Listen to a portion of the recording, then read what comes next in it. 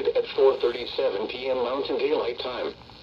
The National Weather Service in Missoula has issued a flash flood warning for north central Granite County and west central Montana until 9 p.m. Mountain Daylight Time. At 4:37 p.m. Mountain Daylight Time, Doppler radar indicated thunderstorms producing heavy rain across the warned area. Flash flooding is ongoing or expected to begin shortly. Hazard: flash flooding caused by thunderstorms. Source: radar indicated.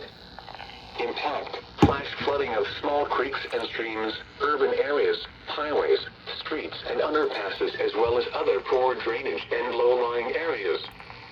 Some locations that will experience flash flooding include quickly turn around, don't drown when encountering flooded roads. Most flood deaths occur in vehicles.